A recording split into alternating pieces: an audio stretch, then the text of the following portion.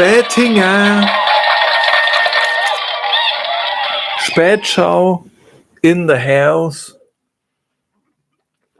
in the mouse, in the Klaus, mit Rotstich. Wie ich gerade gebrawlt habe auf Brawl Stars, war 75% episch. Shoutout an alle, mit denen ich gebrawlt habe.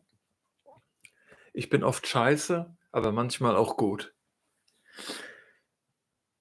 Supercell, ich brauche noch 5 Juwelen gratis, bitte. Dann kann ich mir den Pass kaufen. Ich bin bei 68, glaube ich. 67, 68. Ich brauche noch 5 Juwelen.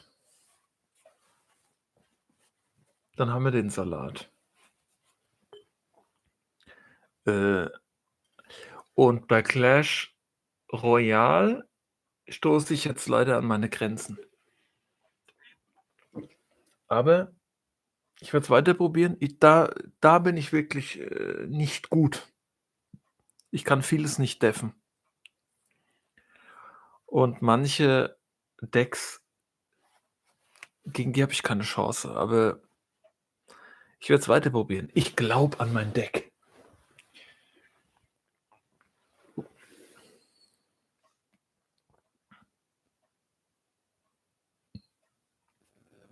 Glaube ich dran.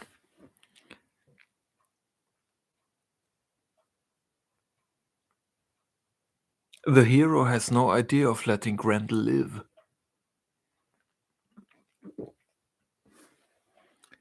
For no cause whatever would the Earlman's defender leave in life joy the loathsome newcomer. He deemed his existence utterly useless.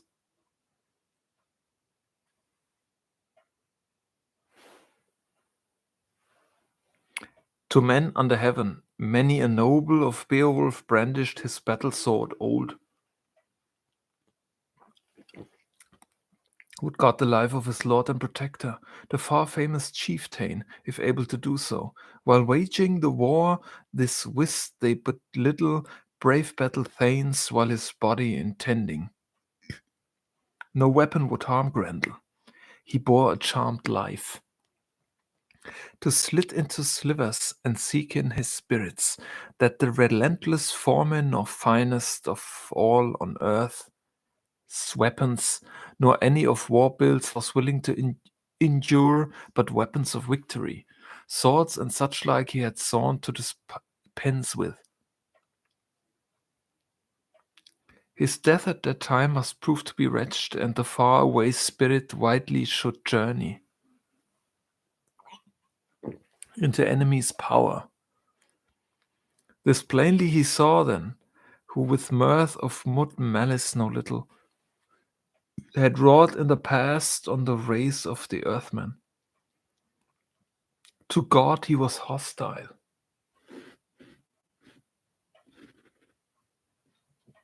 Ah, du Maschine, du.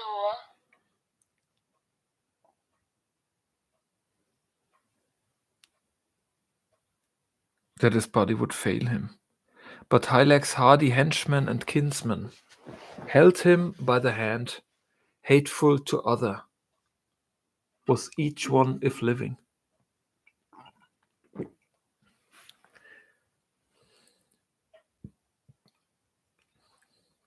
Ich habe auch schon wieder einen Hexenschuss. Vom so die ganze Zeit auf der Couch sitzen.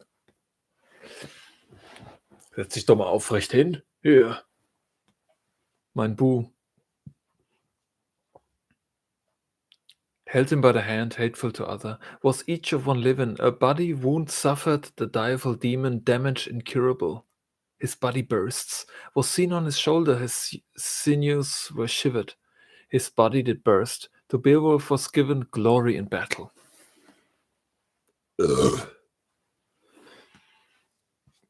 Grendel from Thensward must flee and hide him in the fen cliffs and marshes. Sick unto death his dwelling must look for.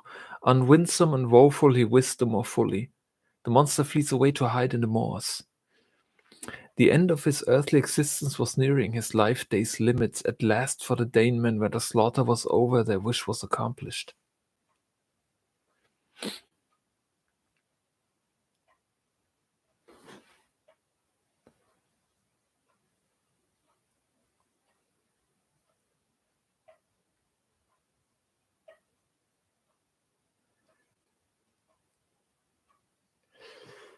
Warum beschreibt der Autor das nur so sporadisch?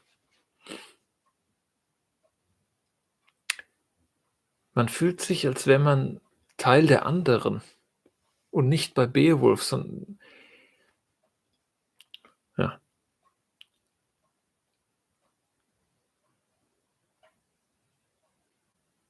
The comer from far land had cleansed then of evil, wise and valiant, the war hall of Hrothgar.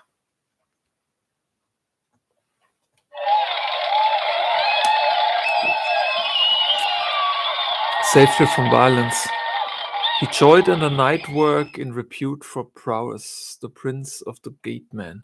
For the East Danish people his boast had accomplished, bettered their burdensome bale sorrows fully. The craft begged evil they erstwhile had suffered, and were forced to endure from crushing oppression their manifold misery. 'Twas a manifest token. So Beowulf suspends Grendel's hand and arm in Heorot. When the hero in battle the hand suspended, the arm and the shoulder 'neath great stretched hall roof.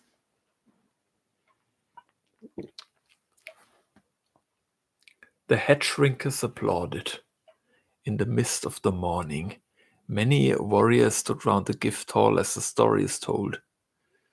Folk princes fared then from far and from near, through long stretching journeys to look at the wonder, the footprints of the foemen, few of the warriors, who gazed on the foot tracks of the inglorious creature.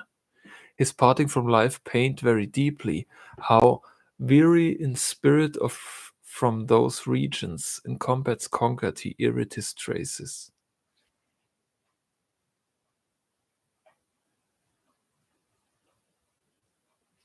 The giant was gone. In combats conquered he carried his traces, fated and flying, to the flood of the Nickers. Grendel's blood dyes the waters. There in bloody billows bubbled the currents, the angry eddy was everywhere mingled, and seething with gore, welling with sword blood. He death-doomed had hit him, when reefed of his joyance. He laid down his life in the lair he had fled to.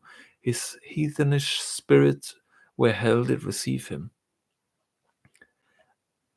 Thence the friends from of old backward turned them, and many of younger from merry adventure striding the stallions sea, stout from the seaward, heroes on horses.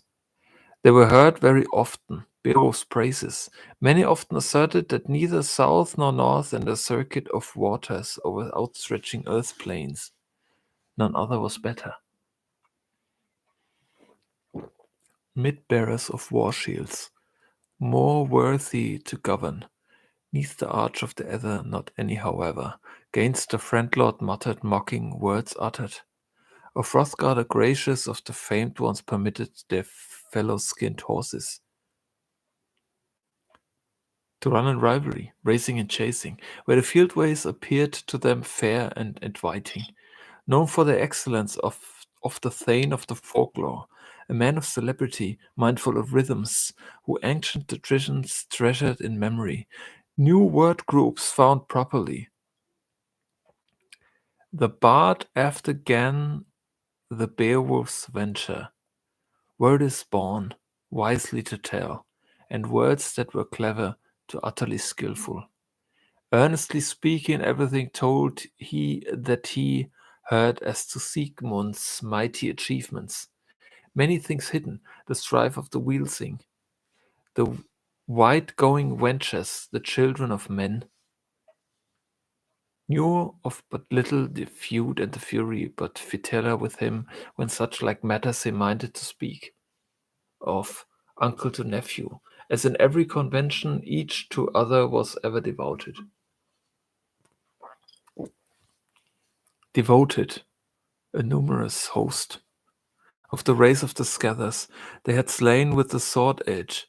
To Siegmund accrued then no little of glory when his life days were over, since his sturdy and struggle had destroyed the great dragon, the hoard treasure's keeper, neath the hoar greyish stone. He, the son of the Atheling, unaided adventured the perilous project. Not present was Fitela, yet the fortune befell him of forcing his weapon through the marvelous dragon, that it should stood in the halls of the wall. Well honored weapon, the worm, was slaughtered.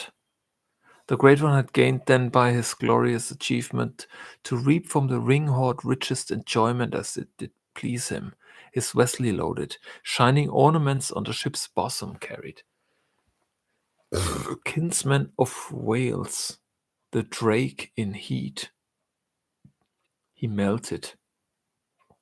He was farthest famed of fugitive pilgrims, mid-wide scattered world folk, for works of great prowess, war troops, shelter, hence waxed in honor. Hermod, an unfortunate Danish king, is introduced by way of contrast. Afterward, Hermod's hero strength failed him, his Viger and Valor, mid venomous haters, to the hand of the foes he was folly delivered, oft driven early, agony billows, oppressed him too long, to his people he became then to all the Athelings an ever great burden,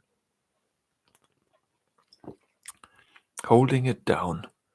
And the daring one's journey in days of yore, many wise men were wont to deplore, such as hoped he would bring them help in their sorrow, that the son of their ruler should rise into power.